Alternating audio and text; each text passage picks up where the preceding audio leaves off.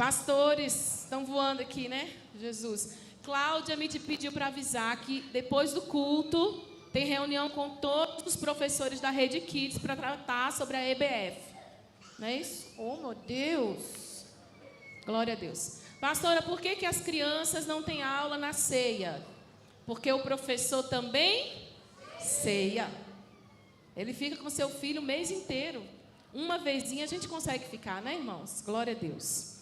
Mas eu vou pedir a atenção dos papais para segurar bem os filhinhos, né? Para eles não ficarem conversando, fazendo barulho. Amém? Glória a Deus. Eu quero pedir para acender aqui essa luz também. Alguém? Não sei se é aí ou se é aqui. Alguém me ajuda? Isso. Tem 2 lugares aqui na frente. Se algum jovem, uma criança quiser sentar, tem 2 lugares ali.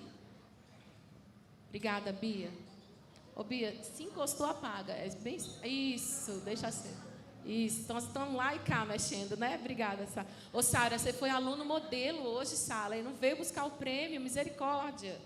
Jesus, aleluia. Vamos orar, queridos. Calma o seu coração na presença do Senhor. Nós estamos recebendo hoje, eu esqueci, cadê a Carla? O pessoal da sala de boas-vindas. Júnia, que linda, Júnia, bom te ver. Hoje nós estamos recebendo... Cadê o Evaldo? Está aí o Evaldo? O Evaldo está na sala de boas-vindas hoje, não está, Evaldo? Poliana. Cadê a Poliana? O Igor e a Maria Clara. Sejam bem-vindos, queridos. Deus abençoe a vida de vocês. Também estamos recebendo hoje o Léo e o Gaspar. São 2 pessoas, não é? Ah, Deus abençoe a vida de vocês. Também estamos recebendo a Aline e o Ricardo. Deus abençoe a vida de vocês. Eu apresentei vocês 2?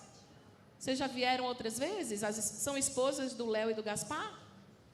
Vocês já vieram outras vezes? Ah, então glória a Deus. Sejam bem-vindos. Vamos dizer para eles? Sejam bem-vindos à família Hebron. Volte sempre. E se você estiver perto dessa pessoa, dê um abraço. Aperte a mão dessa pessoa. Amém? Glória a Deus. Agora você vai olhar para o seu irmão e vai dizer para ele assim: não converse comigo.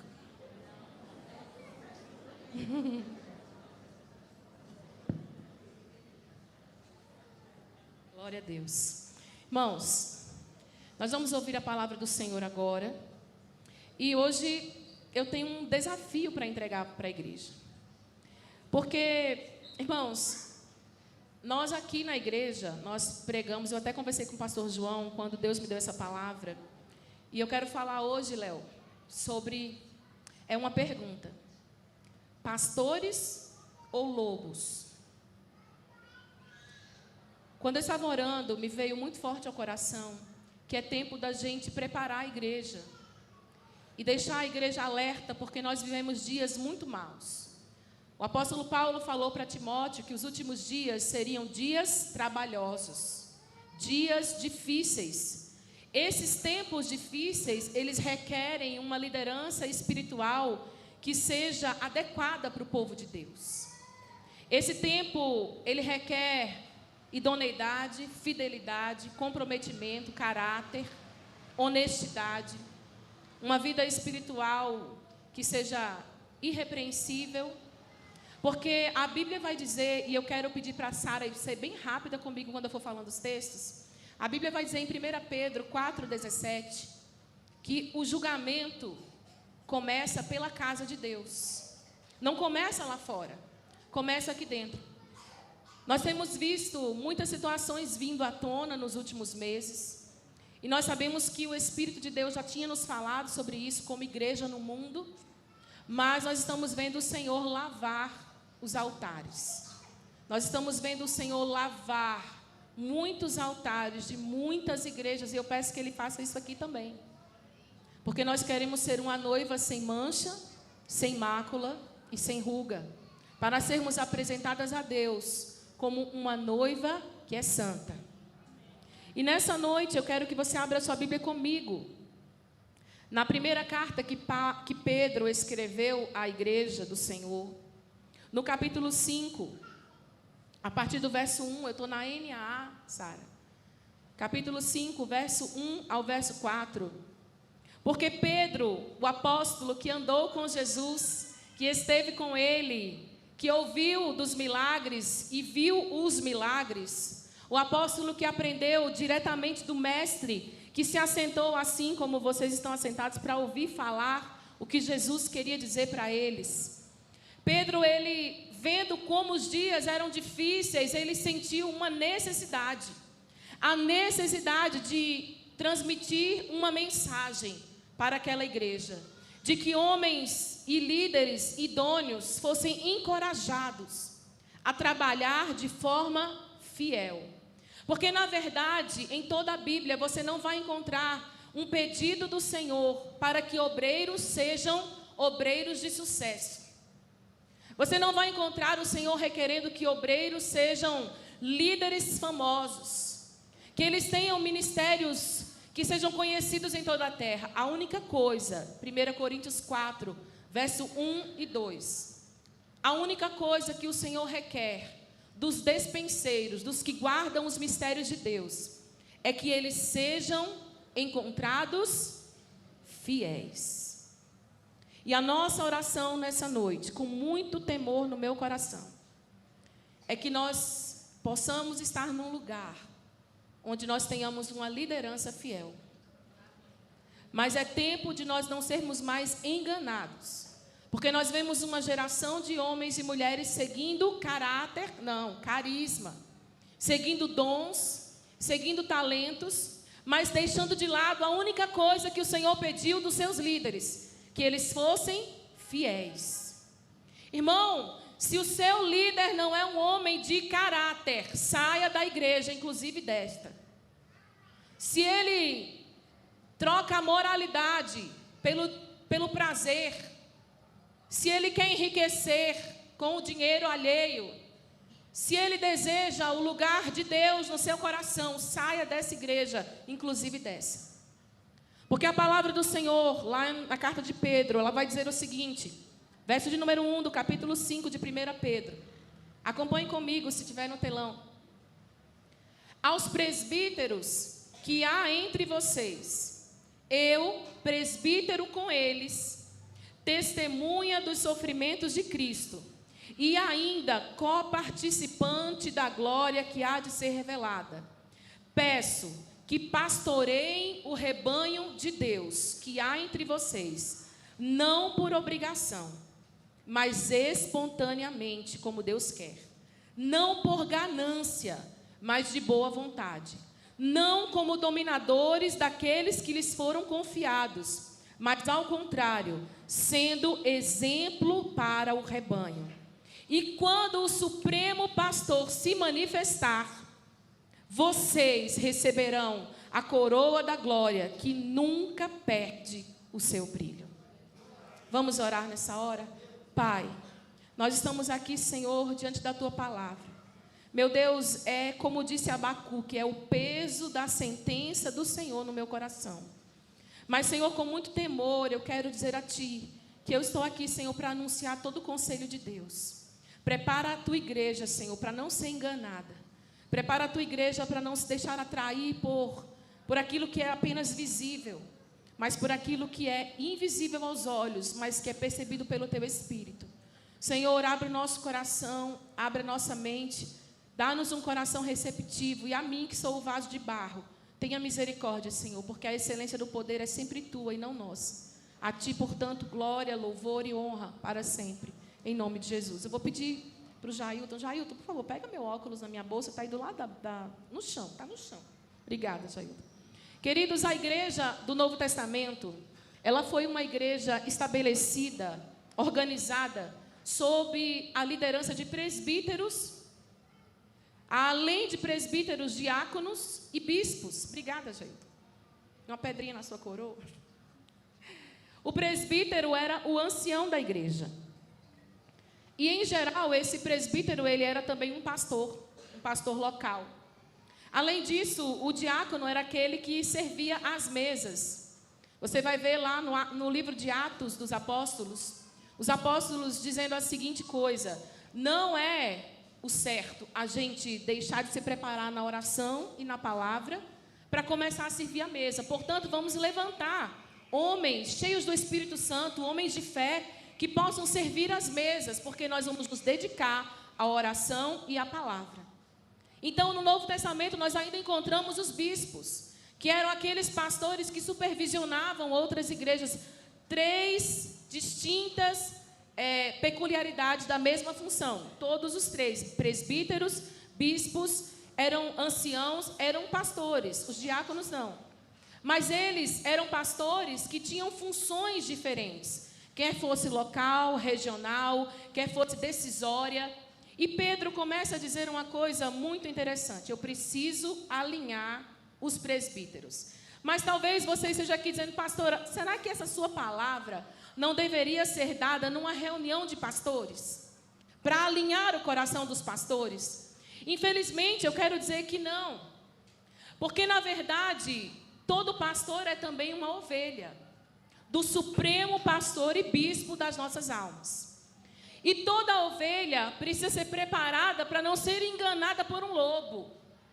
Esses dias o meu coração tem estado muito aflito por tantas e tantas notícias ruins de líderes exponenciais que, ao invés da igreja do Senhor se posicionar, você começa a ler comentários dizendo: vocês estão tocando no ungido do Senhor.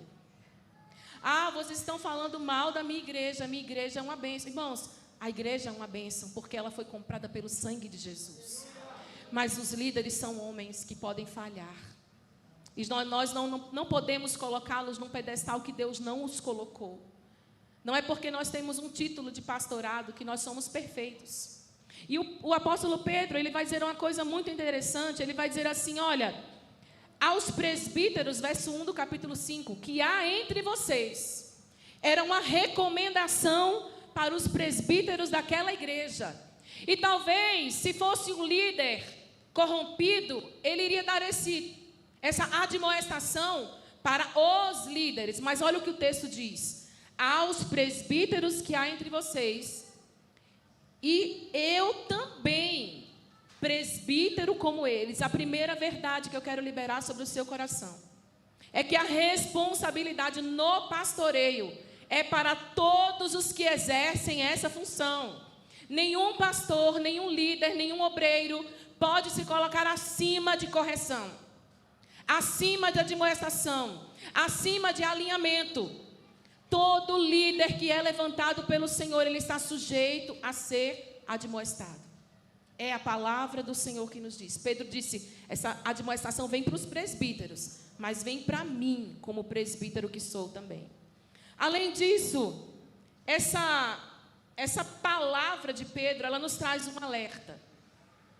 Porque se você estiver numa igreja, minha irmã, meu irmão, ou mesmo assistindo um vídeo no YouTube, no Instagram, e perceber que aquele pastor está se colocando acima das regras e não se submete à palavra, fuja dessa influência. Pare de assistir essas pregações. Esses dias eu via um testemunho de um pastor que está acompanhando esse escândalo que aconteceu no iHope, no líder fundador do iHope. E ele dizia o seguinte: quando nós fomos corrigir o líder que fundou o iHope pelos abusos que ele havia cometido, ele disse a seguinte frase: não venham falar comigo, eu sou um pastor acima, para isso tenho fulano de tal que é o meu secretário. Irmãos, o iHope é uma bênção, mas líderes se corrompem. A segunda verdade que eu quero liberar ao seu espírito nessa noite, veja comigo o verso de número 1 ainda. Aliás, o verso de número 2. Eu peço a vocês que pastoreiem o rebanho de Deus que há entre vocês. Não por obrigação, mas espontaneamente, como Deus quer. Irmão, o pastor de uma igreja, ele não é chamado para ser um grande palestrante. O pastor de uma igreja não é chamado para ter a melhor retórica. O pastor da igreja não é chamado para atrair sua atenção com o seu carisma. O pastor de uma igreja não é chamado para prender você como um animador de auditório. O pastor de uma igreja foi chamado com uma missão: pastorear o rebanho de Deus. Ele pode não ser o melhor pregador, ele pode não ser o melhor cantor, ele pode não ser o melhor intercessor, mas se ele cuidar do seu coração e da sua vida, ele está te pastoreando. E hoje o que nós vemos lá fora é uma necessidade de pessoas sendo levantadas com muito carisma, pessoas que curam outras pessoas. Deixa eu contar uma coisa para você. Eu era adolescente e meu pai, ele era um dos líderes lá da convenção na época. Ele organizou um grande congresso evangelístico e chamou um pregador do Sudeste, que era muito famoso. E aí um dia ele foi fechar a conta no hotel. Irmãos, naquele dia houve curas, houve milagres, foi tremendo. Mas quando ele foi fechar a conta no hotel, sabe o que tinha lá no quarto daquele pregador? Calcinha de prostituta, garrafas de bebidas.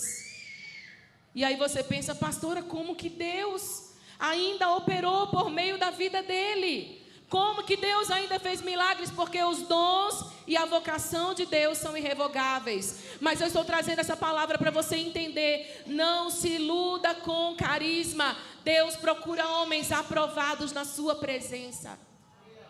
Não é o quanto de milagre que um líder já fez. É o quanto de vida e testemunho fiel que ele já provou que tem. Igreja, cuidado com os exponenciais homens que aparecem aí fora, mostrando muito, mas vivendo muito pouco. Porque o evangelho, meu irmão, é um evangelho que também carrega cruz.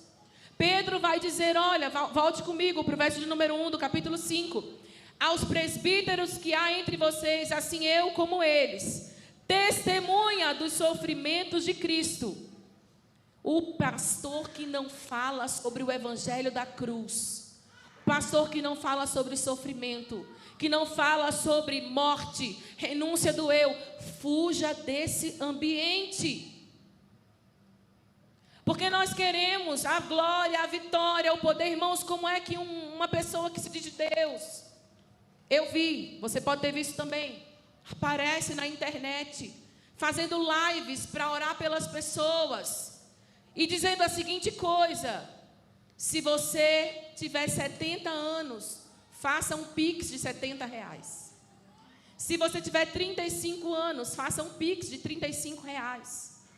E no outro dia, essa mulher, pastora do pix, estava numa loja caríssima, comprando roupas, acessórios com o pix dos irmãos.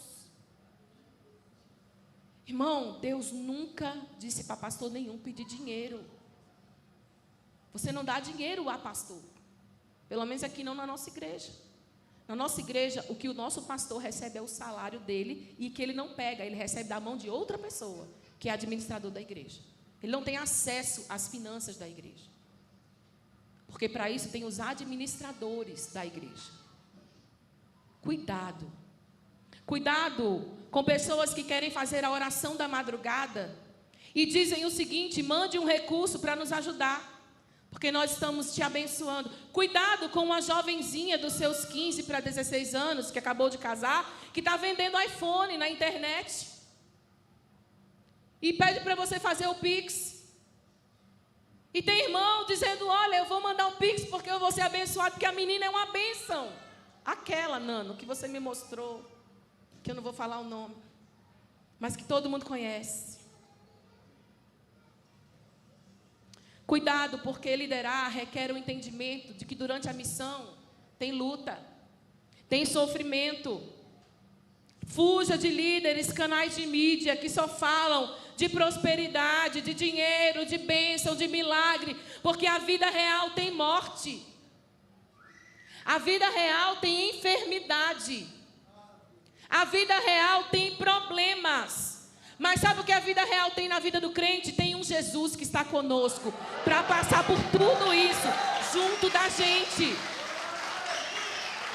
Porque, irmão, o Lázaro ressuscitou, mas deixa eu te contar uma coisa, ele voltou a morrer. Agora, se a gente morre com Cristo, a gente abre os olhos e se encontra com Ele. Sabe, queridos, tem uma terceira verdade que eu quero liberar sobre você. Olha o que o texto diz. Peço que vocês pastoreiem o rebanho de Deus. O verdadeiro pastor, ele entende que o rebanho não é dele. O rebanho é do Senhor. Irmão, preste atenção, nós aqui não temos nada. Essa igreja é de Jesus. Por isso que a gente sempre fala, não é porque a gente quer ir embora não, viu, irmão? Fique tranquilo, a gente não quer ir embora não. Mas a gente sempre fala para vocês, se amanhã nós não estivermos aqui, é porque isso não é nosso. Você entende isso? A igreja é de Jesus. Então, é por isso que você vê um líder de uma grande igreja, que eu não vou dizer o nome, mas pelo visto ela derreteu. Essa igreja, o líder está sendo tirado porque bateu na esposa, porque abusou e traiu a esposa e abusou de outras mulheres. Mas ele chega na mídia e diz o seguinte: quem criou essa igreja fui eu estava aqui, eu coloquei a pedra. Essa igreja é minha, ninguém me tira daqui. Irmão, que ignorância é essa? A igreja é do Senhor. Nós vimos aí o líder de uma igreja exponencial, forte no louvor e na adoração, inclusive de uma das músicas que nós cantamos aqui na igreja. Essa casa é sua casa. Ele foi na mídia dizer o seguinte: vocês podem me tirar da igreja que é minha, mas eu abro outra igreja. E abriu, irmãos. E sabe o que aconteceu? Depois de ele ter traído a esposa com várias mulheres, ele abriu a igreja. E sabe o que aconteceu? Os irmãos foram junto. E quando ele estava no altar tocando violão, a polícia entrou e prendeu ele, por causa das denúncias de abuso. Queridos, a igreja é o rebanho de Deus. Homens passam, mas o Senhor não passa na vida de você que é a ovelha dele. A palavra dele não passa sobre nós. Então, nós não podemos nos enganar, irmãos. Pedro não foi apenas testemunha de milagres. Ele estava no Getsêmani com Jesus, quando Jesus sofreu e chorando, o seu suor se verteu em gotas de sangue. Pedro estava com Jesus quando ele fez milagres, mas também estava vendo a crucificação de Jesus. O evangelho também tem dor, porque o Cristo foi crucificado. Ele tomou sobre si as nossas dores, as nossas enfermidades, as nossas transgressões. Amaldiçoado, maldito no madeiro. Como é que a gente submete a ver uma pregação que só fala de bênção? Se o dono da obra padeceu na cruz sofrendo, a gente não quer viver isso. Que evangelho é esse que nós estamos nos entregando? Quando ligamos um canal como o YouTube, que é uma bênção, mas também é um problema, é um perigo. Porque pastor, é bom estar na mega igreja. Amém, irmãos. Deus chamou algumas pessoas para terem megas igrejas. Que bênção, glória a Deus. Mas se você ficar numa igreja pequena como essa, dê glória a Deus também. Eu brinco com meu esposo: oh, amor, a uns Deus concedeu a largueza, a outros a estreiteza. Sabe, queridos, o verdadeiro pastor, ele entende o que está lá em Atos 20 e 28. Acompanhe comigo. Quando Paulo, ele vai até Mileto, e ele está conversando com os presbíteros da igreja de Éfeso, ele traz uma palavra para aqueles irmãos, e ele diz assim: olha, cuidem de vocês mesmos e de todo o rebanho no qual o Espírito Santo os colocou como bispos, para pastorearem a igreja de vocês. É assim? A igreja é de Deus. Aleluia! Porque você não precisa olhar para mim, nem para o pastor João, nem para pastor nenhum. Você pode olhar para o supremo pastor e bispo das suas almas. E aí, se a pastora Tássia, se o pastor João estiver em pecado, você sai daqui ou tira a gente. Mas não se submeta a estar num lugar em que há pecado. Não pode haver sentimento de propriedade. Eu me lembro quando os nossos filhos eram pequenos e eles estão aí para provar, que eu dizia assim para eles, né? Criança nenhuma pode pegar nos instrumentos para não quebrar. Então vocês também não podem. Quando o Dani ia pedir uma chave para o irmão Ronaldo, eu dizia assim para ele: se você vai pedir uma chave, peça com toda a educação, porque você é tão ovelha quanto qualquer outro aqui. Às vezes eles queriam pegar os lanches do departamento infantil e dizia: nenhuma criança pode, então vocês também não podem. Sabe por quê, irmãos? Porque essa igreja é do Senhor. Meus filhos não estão aqui porque aqui é uma empresa. Eles estão aqui porque são ovelhas. A gente precisa começar a entender isso, irmãos. Se você está num lugar onde o pastor pede para você carregar a mala dele, e você tem que andar atrás dele, carregando a mala dele, o lenço dele, o papel dele, tem que lavar o carro dele, tem que buscar... Irmão, sai desse lugar. Todos nós somos servos de Cristo. Ninguém aqui é chamado para fazer discípulos. Os discípulos que são feitos é de Jesus. E fazer discípulos, mas é do Senhor. E Pedro vai dizer isso, olha, não, vocês não são donos do rebanho, o rebanho é do Senhor. E outra coisa, não pode haver meritocracia. Já viu o pastor que bate no peito e fala assim: nossa, aquele lugar só está assim porque eu estou lá. Eu comecei aquele lugar. Irmãos, eu me lembro, o pastor João falou sobre isso no dia do pastor, eu me lembro quantas vezes a gente foi para casa, ali ainda quando eu era congreguinha, e a gente dizia assim: meu Deus, será que um dia aquela igreja vai ter ministérios de homens, mulheres, jovens? Porque a gente olhava para as nossas mãos e a gente dizia: a gente não sabe como fazer. Senhor, se o Senhor não fizer, a gente não tem como fazer. Então o Senhor faz alguma coisa e de repente Deus começa a fazer. É Ele que começa a fazer, é Ele que distribui dons, é Ele que levanta pessoas, é Ele que capacita, é Ele que sustenta, é Ele que fortalece. A gente tem nada a ver com isso, irmão. A gente é mordomo. Mordomo só serve, e mordomo que não serve, não serve. Por isso que não fique assim: nossa, eu acho tão bonitinho que termina o culto, pastor João pega a vassoura, a pastora Tassi pega a vassoura, guarda os negócios. Porque a gente é ovelha como você. Não é você que tem que limpar a igreja, nós temos que limpar a igreja. Mas se você estiver num lugar, irmãos, ou assistindo pela televisão, alguém que exige: olha quantos discípulos eu tenho, irmão, ninguém aqui é meu discípulo. Jesus disse certa feita para os homens religiosos da época: a ninguém chameis de guia e nem de pai, porque só há um que é mestre, que é guia, que é o Senhor, e só um pai, que é Deus. Esse negócio de igreja que o pastor é seu pai, irmão, eu só tenho 2 filhos, Débora e Daniel. Pastor João só tem 2, você pode ser minha ovelha, eu posso cuidar de você, mas eu não sou sua mãe, nem ele é seu pai. Isso causa dependência emocional. Essa coisa de dizer assim: é meu pai, é meu pai. Eu sei que tem gente que fala isso com carinho, mas eu vi igrejas que usaram disso para extorquir os irmãos. Eu sou seu pai, cadê minha honra de pai? Jesus disse lá em Mateus: não chame ninguém de pai, só há um pai, que é Deus.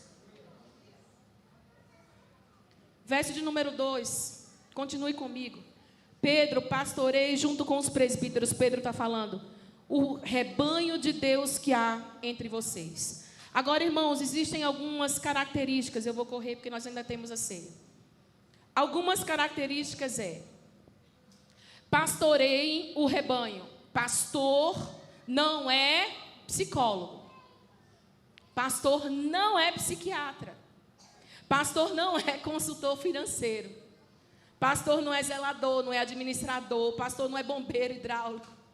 Pastor foi chamado para pastorear. E o que é pastorear? Poimano, uma palavra grega que significa alimentar, prover o pasto, reger, servir o corpo e direcioná-lo. É curioso porque o dia do pastor, ele começava muito cedo, não é? Acho que é bem parecido lá em casa, o pastor levanta às 6, e eu também. O dia do pastor começa muito cedo. Primeiro ele tinha que alimentar o rebanho, mas muitas vezes ele não tinha um pasto. Então ele tinha que sair procurando um pasto para conduzir o rebanho até o pasto. Antes disso, o pastor precisava olhar se lá naquele lugar tinham ladrões, saqueadores, se tinham lobos, se tinham cobras venenosas, se tinham valas para que as ovelhas não caíssem nelas, se tinham plantas venenosas, animais perigosos. Só então o pastor ia levando as ovelhas, e em alguns momentos a ovelha se desgarrava do rebanho. E aí o pastor olhava para o rebanho e olhava para a ovelha que saiu, olhava para o rebanho, olhava para a ovelha e pensava: o que eu faço? Eu fico com todo o rebanho e perco uma ovelha? Ou eu deixo esse rebanho paradinho e vou buscar só uma? O pastor que é verdadeiramente pastor, ele não vai ficar atraído por multidões, não. O pastor que é verdadeiramente pastor, uma única ovelha move o seu coração. Não foi assim com Jesus? Quando ele viu a samaritana, uma mulher parou a caminhada do mestre. Não foi assim com Jesus, quando ele encontrou com Nicodemos? Um homem, um mestre da lei, fez ele dedicar um tempo durante a noite. Não foi assim com os 2 discípulos a caminho de Emaús? Ele poderia voltar correndo, se mostrar para o mundo e dizer: eu ressuscitei, mas ele sabia que tinham 2 homens com o coração entristecido. E ele andou com eles quilômetros de Jerusalém até a sua terra de origem, só para curar o coração daqueles 2 homens. Um pastor que é pastor, ele vai se importar com a ovelha. E se você está num lugar onde o seu pastor, que pode ser aqui ou qualquer outro lugar, não se preocupa com você, saia desse lugar, porque você não tem pastor. É por isso que às vezes a gente manda mensagem dizendo assim: a gente está sentindo sua falta, está acontecendo alguma coisa? E a gente fica tranquilo quando você responde assim: está tudo bem, eu estou bem. Mas se você fala: não está bem, a gente tem que fazer alguma coisa. Sabe, se a ovelha muitas vezes ficava rebelde, o pastor ele tinha que fazer uso da disciplina, da vara e do cajado. A vara, aquele objeto assim tão bonito que Arão usou, mas que servia para quebrar a patinha da ovelha quando ela estava muito rebelde. O cajado, ele servia de objeto para trazer para perto. Quando a ovelha ia saindo para longe, aquela parte encurvada puxava a ovelha de volta para perto do pastor. Às vezes, uma conversa mais dura. Às vezes, uma conversa que não é tão agradável e que a gente não gosta de ter, é necessário para alinhar o coração da ovelha de volta para o rebanho. E se você está numa igreja que o pastor não tem esse tipo de conversa com você, irmão, cuidado. Porque um lugar onde você só ouve o que você quer é certamente um lugar de mestres que estão te enganando, mas não estão te conduzindo para o reino de Deus. No final do dia, o pastor cansado muitas vezes tinha que trazer a ovelha no peito, no ombro, junto do coração, ferida, porque tinha se perdido ou porque foi disciplinada. E aí você pensa: mas aí ele já foi descansar. Não, ele não ia descansar. Porque no trajeto de um pasto para o outro, a ovelha ia se enchendo de carrapicho, de espinho. E antes dela dormir, o pastor tinha que ir lá, de ovelha em ovelha, tirar os carrapichos da ovelha. Depois ele tinha que ver se na cabeça dela não havia alguma mosca, uma ferida. Ele ungia a cabeça dela com óleo para que nenhuma mosca entrasse, para que vermes não se reproduzissem dentro da orelha, do ouvido dela, porque deixava ela louca. E ele ungia com óleo a cabeça, que curava muitas feridas. E no final, o bom pastor sabia que todas estavam ali.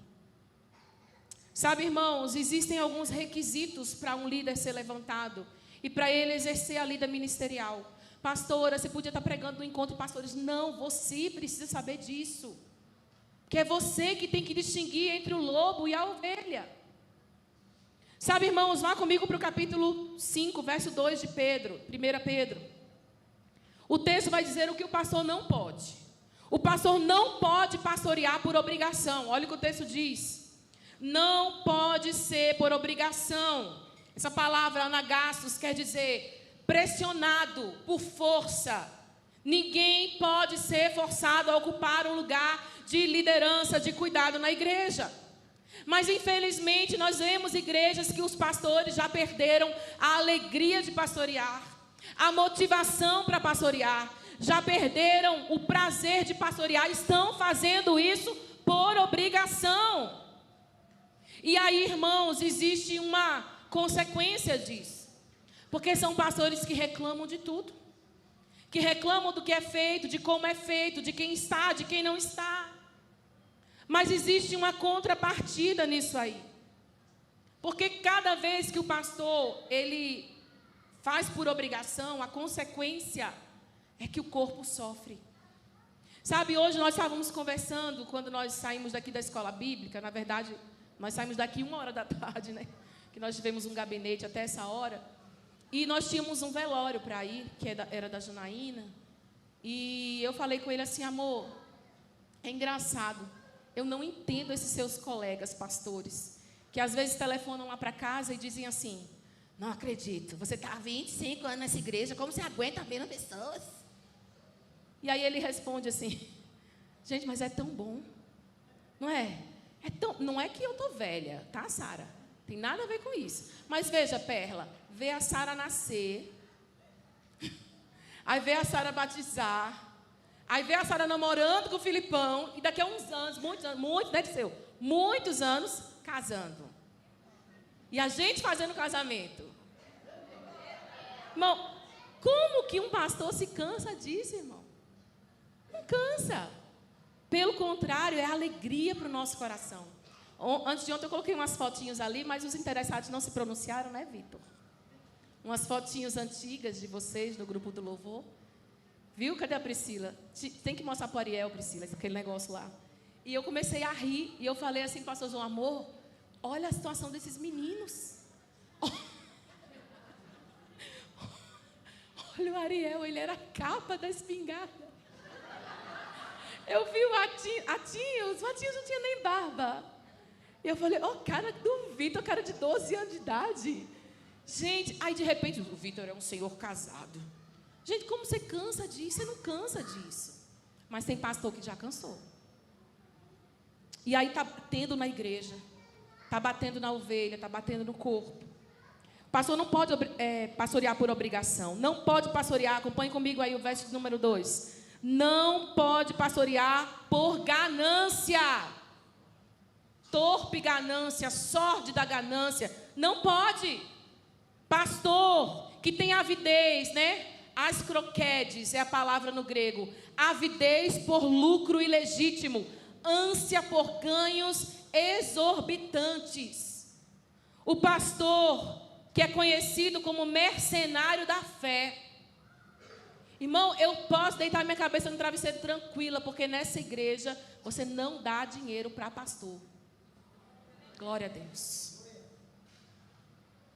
Uma vez, nós estávamos numa casa fazendo uma visita, e o irmão disse a seguinte coisa, eu estava compartilhando, mãe, de como foi difícil para nós pagarmos a minha faculdade na época, aqui, que era particular. Nós vendemos 2 terrenos. Um terreno que era dela e um terreno que era meu. Para a gente ter dinheiro para pagar, porque a gente não conseguia.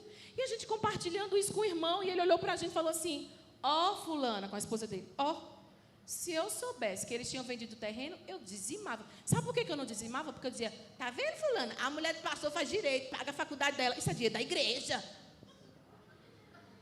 Falei, irmão, você deixou de ser abençoado. Porque o seu dízimo não vem para mim. E ainda que viesse, a sua obrigação é com Deus. Você deveria ter dizimado. Agora, se você tivesse me perguntado, outra vez eu estava aqui na igreja e uma irmã chegou para mim e falou, pastor, eu preciso conversar com você porque a diaconisa fulana não está mais aqui não, tá, irmãos? Falou que a construção da igreja só não termina porque vocês ficam trocando de carro zero todo ano. Aí eu falei, coitada dela, que não sabe que quem dá o carro é meu pai, é a minha mãe, é o meu sogro e a minha sogra. Eles se juntam e dão para a gente um carro, porque pelo nosso salário a gente não conseguiria comprar o carro. Hoje não. Hoje o nosso último carro nós compramos sem a ajuda de ninguém. Mas até então, todos os outros nós ganhamos. Coitado do irmão, achando que a gente está ficando com o dinheiro da igreja. Olha que bobeira. Você pode me perguntar, eu não tenho constrangimento nenhum de responder essas coisas. Mas às vezes você não tem coragem, né, de perguntar. Então existem muitos homens mercenários na fé, líderes, que cobram absurdos para ministrar. E sabe por que eles cobram absurdos? Porque tem gente endeusando Camila Barros, que cobra 250 mil para pregar. E eu não vou começar a citar a lista dos que eu sei, não, porque senão eu vou pecar muito hoje. Muito. Vou pecar muito hoje. Mas sabe por que cobra 250 mil? Porque você paga. Porque você está lá assistindo o vídeo, dando like, dizendo, isso é que é mulher de Deus. É mesmo. Até eu era mulher de Deus assim, não é? Cuidado com isso, irmão. Cuidado com isso. Aqui nessa igreja, as pessoas vêm pregar e nós amamos ofertar. Porque a pessoa se desloca de um lugar para o outro. Mas ninguém aqui vai ganhar dinheiro que você trabalha o mês inteiro para receber numa noite. Achei tão bonitinho, uma vez a Priscila e o Ariel chegaram para a gente falar assim, tem um cantor muito legal, ele está cobrando super barato para vir cantar para a gente no sítio dos jovens. É mesmo, Priscila? Ele fez uma bagatela de R$4.500. Mas também é o fulano, né? Não vou falar o nome não, irmão, que eu não quero pecar mais. Eu tenho que me segurar. E eu cheguei em casa e falei assim, sabe por que ele cobra R$4.500? Que é uma bagatela? Porque a gente paga. Eu não. Essa igreja aqui? Não. Mercenários da fé. Tito, capítulo 1, verso 7. Estou correndo. É necessário que o bispo seja irrepreensível como mordomo da casa de Deus, não soberbo, nem iracundo, nem dado ao vinho, nem espancador, nem cobiçoso de torpe ganância. Igreja de Cristo não é lugar de comércio, não é lugar de enriquecimento ilícito, não é lugar de verem homens crescendo com seus carros milionários, é lugar de pregação da palavra. E às vezes você está aplaudindo esse tipo de pessoa lá fora, mas não sabe que é o seu dinheiro, é o dinheiro de muitos inocentes que estão indo para o bolso deles. Os cursos intermináveis, cursos que não se acabam. Venha fazer o curso, venha fazer a masterclass, venha fazer o curso não sei de quê. E você tem que pagar R$2.000 por um curso, pastora, mas é com a Viviane Martinello. Deus, segura minha boca, Jesus. 2 Coríntios 2:17.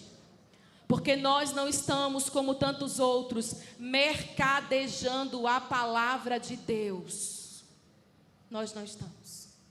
A recompensa financeira, meu irmão, jamais pode ser a motivação para exercer o pastorado. Um espírito mercenário é incompatível com esse ofício. Pastores que fazem lives, entregando profecia e cobrando dinheiro. Mas pastor, afinal de contas, é lícito ou não ao pastor receber salário? Eu não sei, a Bíblia vai te responder isso. Abra comigo, por favor, Sara.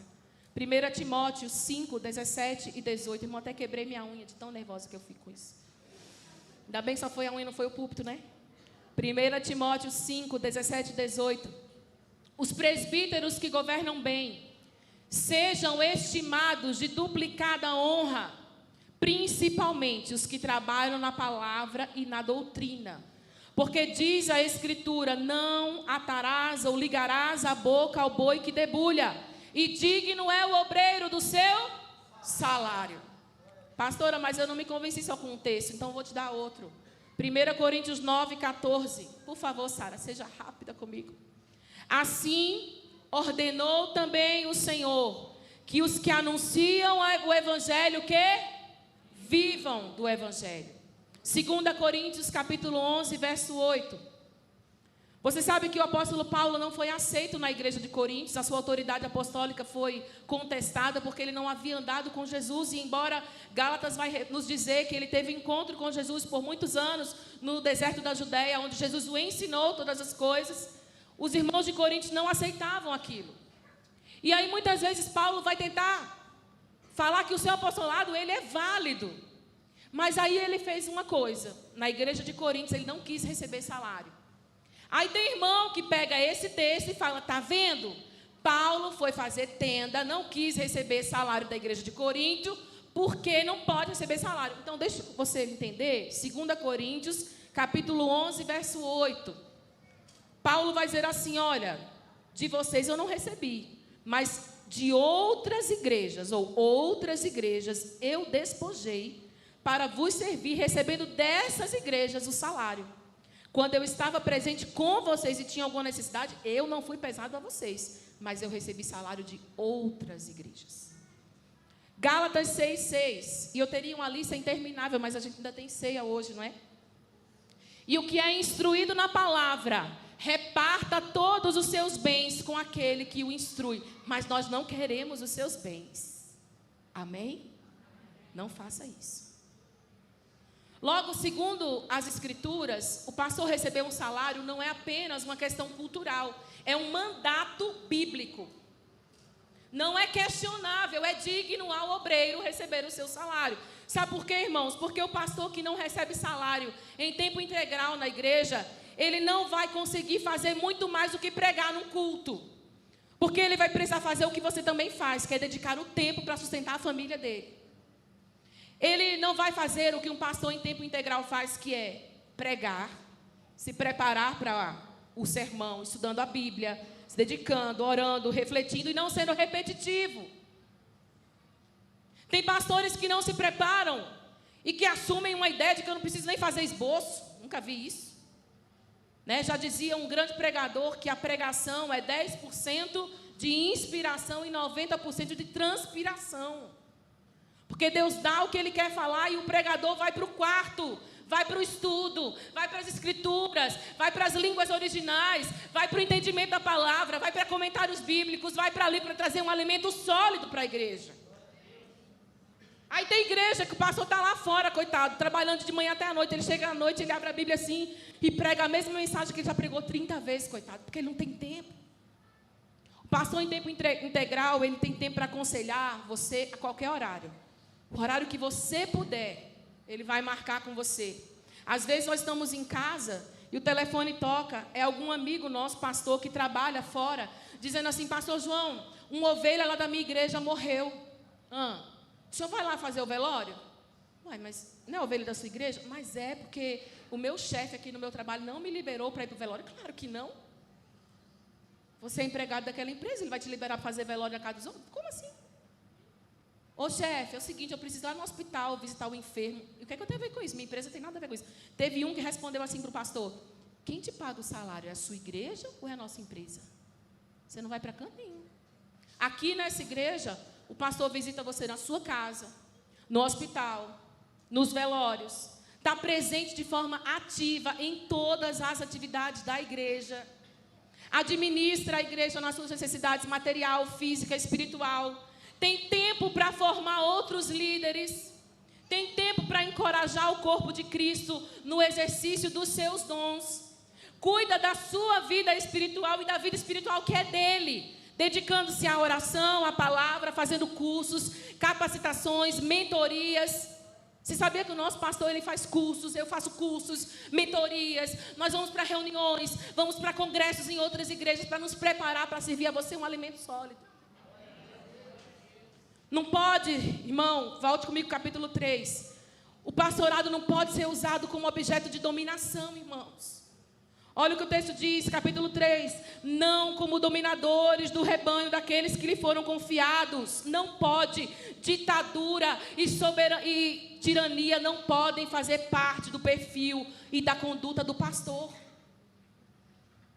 Deus confiou o rebanho nas mãos dos presbíteros e há uma expectativa em Deus de que esse rebanho seja bem cuidado. O líder não pode fazer uso da sua autoridade para reprimir. Ditadura não é aqui, irmão. Não combina com liderança. Hoje em dia nós temos muitas celebridades e poucos servos. Parecia que Pedro estava lembrando do que Jesus tinha dito a eles. Lá em Marcos capítulo 10, verso 42, na parte B do versículo em diante, Jesus falou assim para os seus discípulos: olha, vocês sabem que lá fora os governadores dos povos dominam sobre eles. Mas entre vocês não vai ser assim, pelo contrário. Quem quiser se tornar grande entre vocês, coloque-se a serviço dos outros. Não pode haver dominação. O irmão quer ir numa igreja porque vai ter um congresso lá. Não, você não vai não. Porque sua igreja é aqui. Que história é essa, irmão? Nós fazemos parte de um reino. Um reino. Ah, pastor, eu acho tão bonitinho. Às vezes os irmãos que vieram ali da igreja quadrangular falam: pastor, vai ter festa lá, a gente pode. Claro que pode, vai correndo, irmão. Vai logo. Anunciamos aí a deliciosa feijoada que teve hoje da Assembleia de Deus. Ela mandou mensagem: pastora, você pode pôr no grupo? Pus no grupo semana passada, avisei aqui na classe, irmãos abençoados que vieram aqui para ver se o climatizador funcionava e colocaram o climatizador lá também, porque nós fazemos parte do mesmo reino, irmãos. A gente estava aqui batendo, furando tubulão, nós as mulheres de igual a telecena, né, de hora em hora trazendo comida, e os homens trabalhando. Os irmãos da Assembleia saíam da escola bíblica, tudo de terno, gravata, Bíblia debaixo do baixo, falava assim: peraí, pastor, a gente vai trocar de roupa e voltava tudo com colher de pedreiro para ajudar a gente a construir aqui. É reino, irmão. É reino. Que história é essa de pastor que não deixa você ir e vir? Meu Deus, misericórdia. Diga misericórdia. Então, deixa eu correr. Se a igreja que você frequenta tolera ou tem líderes que agem assim, preste atenção agora. Líderes que são tidos como infalíveis, que não erram. Líderes que não dão a você liberdade de ir e vir. Eu te proíbo, não vai, não pode. A não ser que seja pecado, né, irmãos? Líderes que tentam controlar suas ações e suas decisões. Líderes que manipulam você nas suas emoções na hora do culto. Já viu isso? Líder que quer que você chore a todo custo. Líder que quer que você caia. Irmão, tem gente que vai orar pelo outro. Vem cá, Letícia, por favor. Vai orar pelo outro. Irmão, oração, imposição de mãos não é derrubação de mãos. Você vai orar pelo outro, você põe a mão aqui. Você não fica fazendo assim, não, irmão. Para a pessoa cair. Eu já vi líderes fazendo isso. Querendo que a pessoa caia a todo custo. Aí depois quebra uma costela, é culpa de quem? Do pastor. Porque obrigada, Letícia, quer mostrar uma falsa espiritualidade. Uma irmã chegou aqui na igreja, foi no gabinete conversar com a gente, vindo de uma igreja aí, pentecostal, que eu não vou falar o nome. E ela disse: pastor, eu estou cansada. E a gente falou: por quê, irmã? Porque lá eu tenho que entregar profecia. É mesmo? E a irmã profetiza? Não, pastor, a questão é o seguinte: o nosso líder lá chama os obreiros antes do culto e fala o seguinte: vocês sabem porque as pessoas vêm nessa igreja, não sabem? E eles disseram: pela profecia. Ele: justamente. Aí ela levantou a mão, coitada, e disse: ô pastor, mas e quando a gente não tiver nada de Deus para falar? Sabe qual foi a resposta dele? Inventa. Sabe por quê? Porque tem gente que vai buscar isso. Tem gente que corre atrás disso. Tem gente que endeusa pessoas por causa disso. E nós cremos que Deus fala, nós cremos nos dons, mas Deus fala como Ele quer. Nós não podemos produzir a voz de Deus. Isso é pecado, irmãos. Isso é pecado. Sabe, pessoas que não precisam e não gostam de ter comunhão com outras igrejas. Está errado. Está errado. Pessoas cujo lugar a Bíblia é tratada como fragmentos. Prega-se uma parte da Bíblia, mas não se prega o todo. Cuidado. Onde pecados não são tratados, mas são tolerados, a moralidade não é levada a sério, tanto de membros quanto de líderes e pastores. Pastores que estão na quarta mulher, na quinta esposa, na sexta esposa, que trocam meu Deus, não posso falar o nome da igreja. Que tal o irmão do louvor cantando com a esposa e o pastor está pregando, mas no final o pastor está com a menina do louvor e o outro está com a outra. Como assim, irmão? E os irmãos continuam na igreja, meu irmão.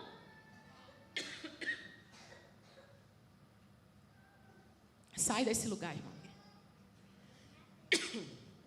O que é que um pastor deve fazer? Eu estou realmente terminando, né? Que senão vocês me matam. Abra comigo em Pedro, capítulo 5, versículo 3. Não por obrigação, mas espontaneamente, que couse-os voluntariamente, não por torpe ganância, mas de boa vontade. Ou seja, essa palavra prótomos quer dizer numa disposição ou numa atitude favorável, dedicado, solícito, prestativo, entusiasmado, simpático, cheio de graça. Tem um texto de 2 Coríntios, capítulo 12, verso 15, que eu acho muito forte. O texto vai dizer assim: eu, de boa vontade. Tem outras versões que diz, de muito boa vontade. gastarei e me deixarei gastar pelas vossas almas, ainda que, amando-vos cada vez mais, eu seja menos amado. Paulo estava dizendo para a igreja de Coríntios: eu sei que vocês estão me amando menos. Eu sei que vocês não me amam como eu imaginava que vocês iam me amar, mas você quer saber? Eu fui chamado para pastorear. Então eu vou me gastar de boa vontade. E também vou gastar do meu bolso e vou me gastar em prol da vida de vocês. Esse é o pastor, irmãos. Que ele permanece ali, não pelo resultado que ele obtém. Ah, quanto que eu recebi de amor? Quanto que eu recebi de afeto? Quem me deu parabéns no meu aniversário? Irmão, já teve domingo que foi meu aniversário, que eu entrei aqui, ninguém me deu parabéns. E aí, era para sentar e chorar e ir embora e nunca mais voltar? Não, irmãos. A gente está aqui porque tem um rebanho que é de Cristo. E que nós somos mordomos do Senhor e está tudo bem. Não depende do que a gente recebe, depende da vocação que a gente recebeu.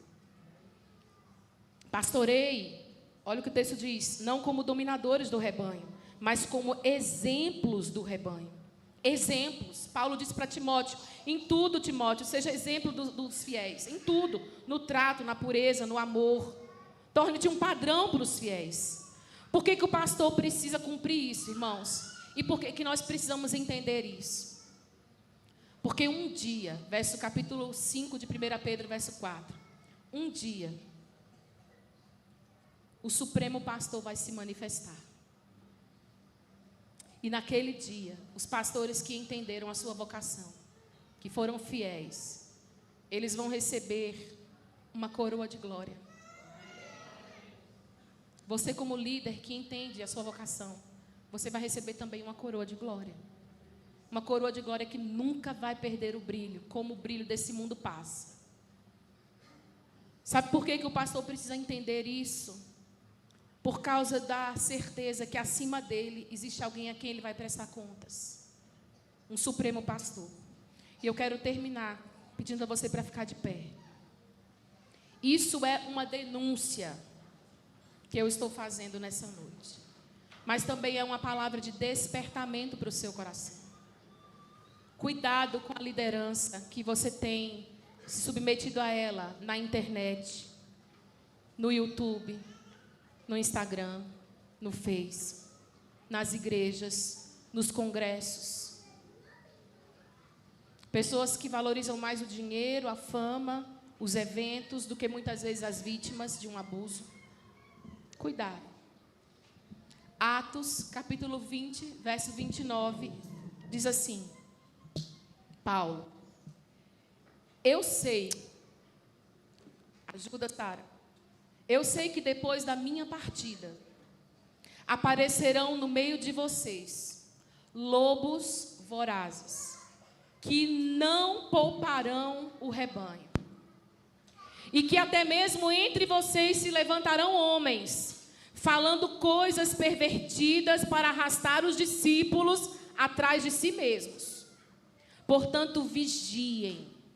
Querido, olhe para mim. Vigie. Vigie. Lembrando que durante 3 anos, noite e dia, não cessei de admoestar com lágrimas a cada um de vocês. É engraçado porque trazer uma palavra dessa para mim, eu estou nesse ambiente, nesse lugar. Mas quando eu falei com o Senhor, se é isso, vai ser isso. Mas eu quero te encorajar, irmão. Cuidado, os dias são maus. Tempos difíceis. Não se engane com muito carisma, com muitos dons. Porque muitas vezes aquele que tem muito talento, que está na exposição, que está na mídia, é o que está escondendo um pecado. Eu quero nessa hora convidar você a dar a mão ao seu irmão, nós vamos orar. Primeiramente para que Deus purifique, como nós temos orado. Eu queria pedir para o Jailton pegar a bandeira do Brasil, nós vamos fazer essa oração. Para que Deus purifique a nossa nação brasileira. Você crê que Deus pode?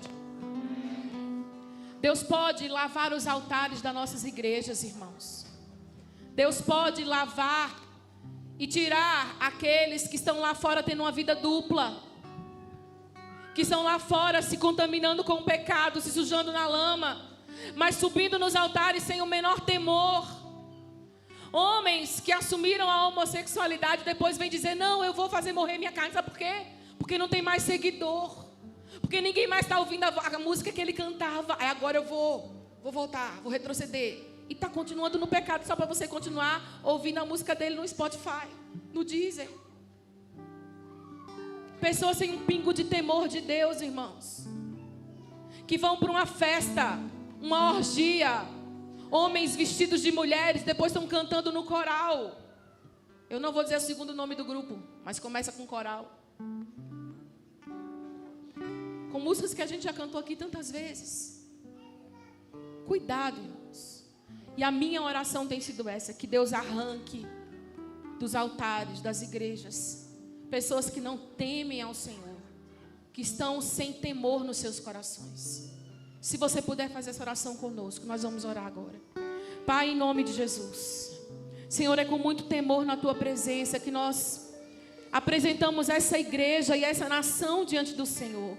Deus, aqui não existem homens ou mulheres perfeitos, somos tão pecadores, Senhor. Precisamos da Tua graça, do Teu favor, precisamos da Tua misericórdia. Mas se tem uma coisa que nós pedimos a Ti hoje, é o que Davi pediu: unifica o nosso coração a temer o Teu nome. Dá-nos temor do Senhor, aumenta o temor do Senhor no nosso coração. Não deixa a gente subir para pregar com a vida toda torta. Não deixa a gente ser um cristão que canta com a vida toda torta. Não deixa a gente ocultar pecados. Não deixa, Senhor, não deixa. Não deixa a gente mentir diante dos irmãos. Não deixa a gente vestir a capa, a máscara do domingo feliz, quando a nossa vida está toda torta, Senhor, não deixa. Deus, arranca as lideranças, Senhor, arranca aqueles que mentem, que roubam, que fraudam, que abusam, que dominam, que fazem a noiva sangrar. Oh Deus, tem misericórdia do Brasil. Levanta uma nação santa na Tua presença, Senhor. Levanta homens e mulheres comprometidos com a Tua palavra, comprometidos com a Tua verdade, comprometidos com o Teu evangelho, comprometidos com a pregação genuína, com o verdadeiro alimento, Senhor. Levanta homens e mulheres que Te amam e querem mais do Senhor.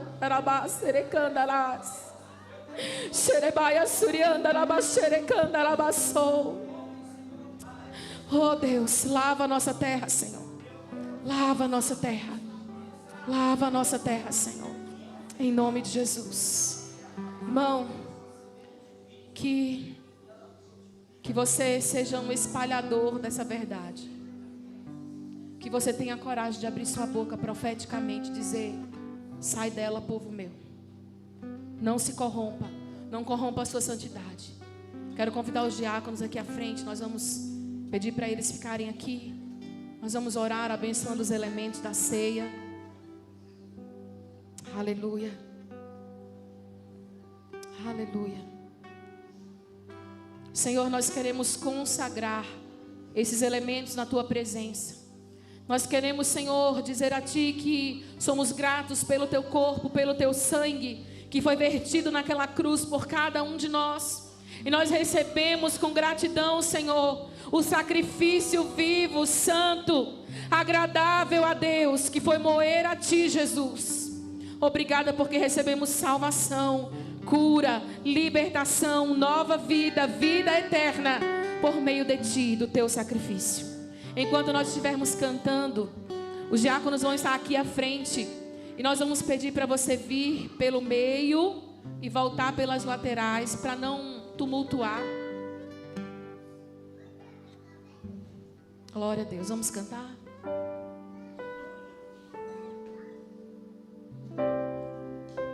Aleluia.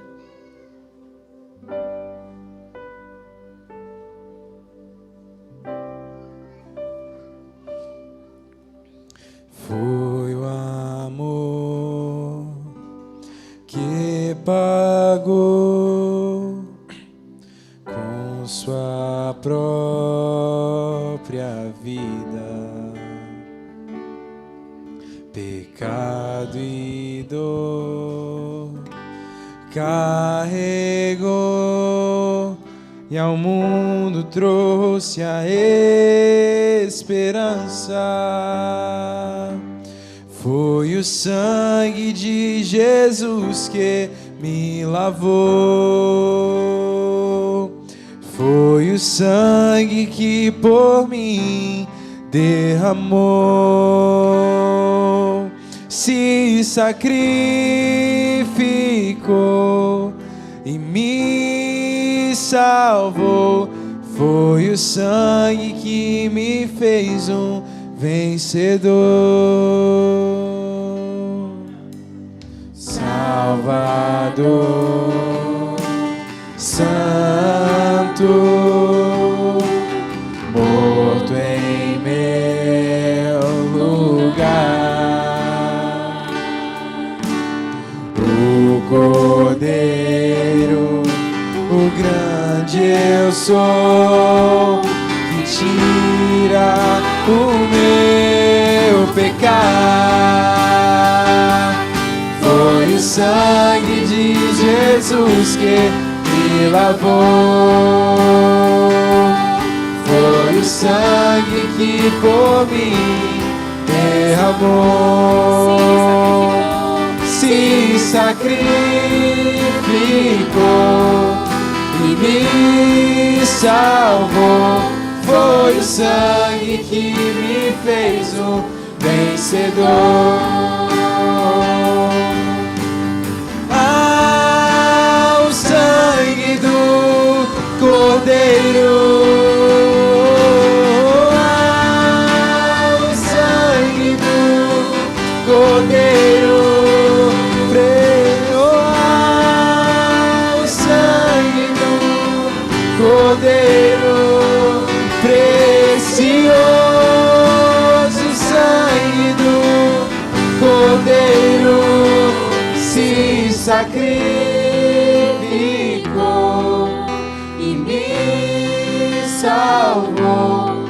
Foi o sangue que me fez um vencedor. Não há maior amor, maravilhosa graça. Oh, aleluia! Eu pecador, e mesmo assim derramou seu sangue por mim. Foi o sangue de Jesus que me lavou. Foi o sangue que por mim derramou. Se sacrificou e me salvou. Foi o sangue que me fez um vencedor. O sangue do Cordeiro. O sangue do Cordeiro.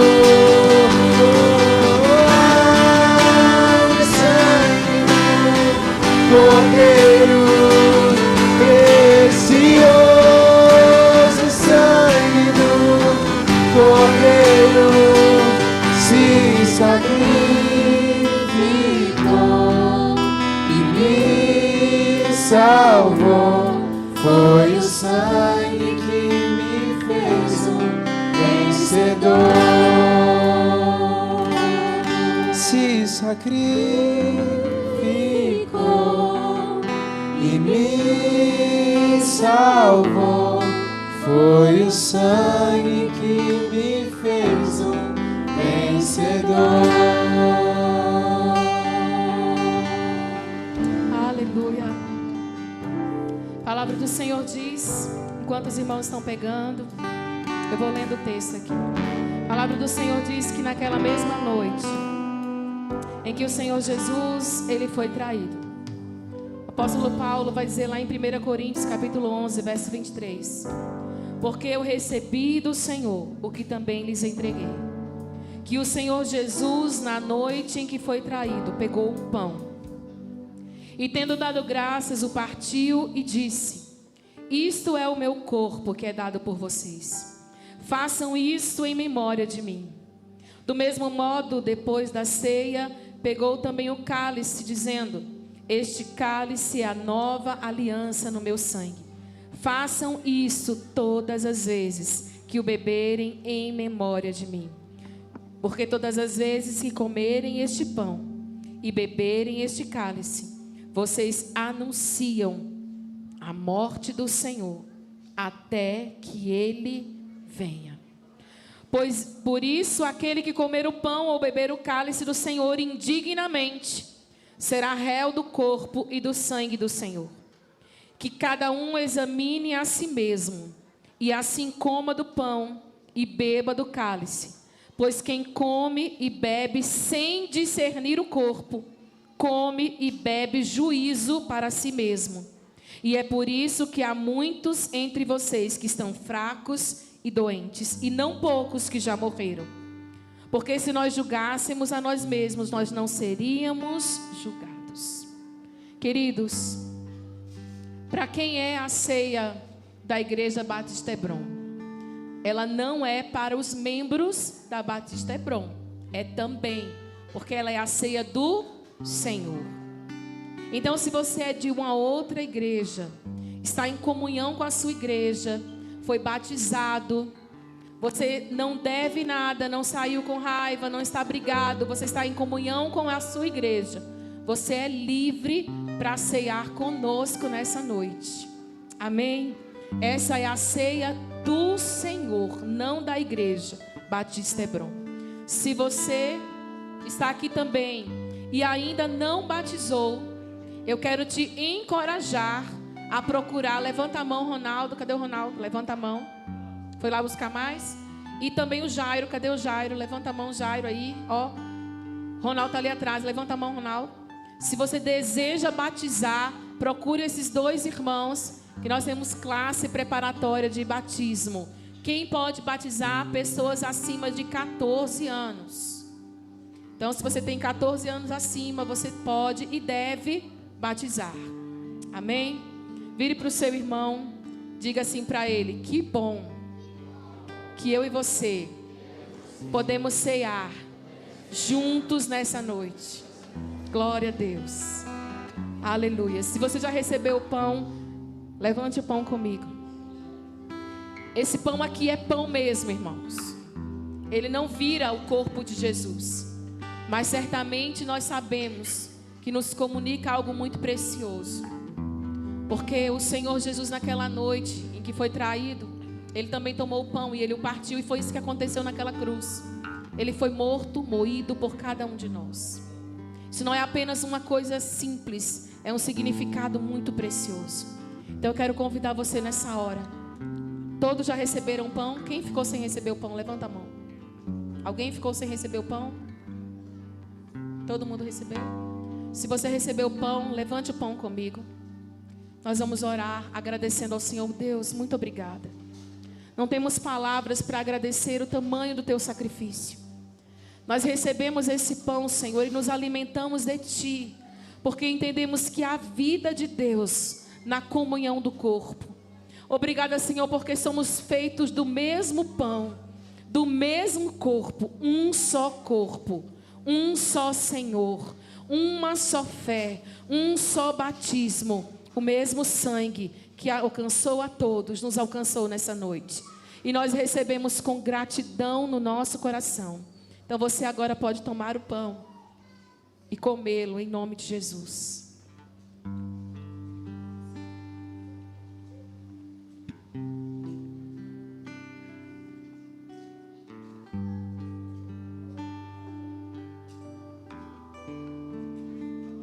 Aleluia! Aleluia! Naquela mesma noite, depois de partir, o Senhor tomou o cálice, deu aos seus discípulos, dizendo que essa é a nova aliança do sangue dele. Uma aliança imutável, uma aliança inquebrável. E ele disse: todas as vezes que você fizer isso, você está lembrando da morte do Senhor, até que Ele venha. Ele virá. Ele virá. Ele virá, aleluia. E esse é o sangue que nos garante acesso à presença dEle. O sangue de Jesus. Não o sangue de animais, não o sangue de um bode, de um cordeiro, mas o sangue precioso do Filho de Deus, que nos limpa, que nos lava, que nos purifica, o precioso sangue do cordeiro. Recebemos, Senhor, com gratidão no nosso coração. Que esse sangue que traz vida sobre nós também traga cura sobre nós. Também libere no seu corpo, cada dia mais, a virtude do teu Espírito, o poder da tua palavra. Sangue precioso do Cordeiro. Aleluia. Vamos tomar juntos.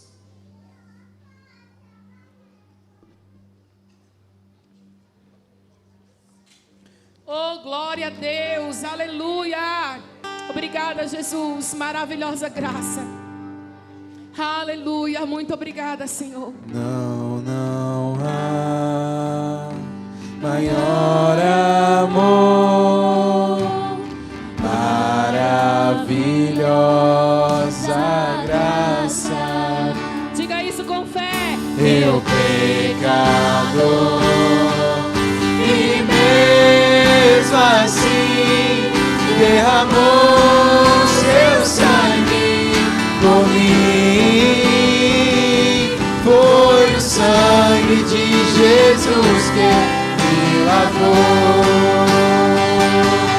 Foi o sangue que por mim derramou.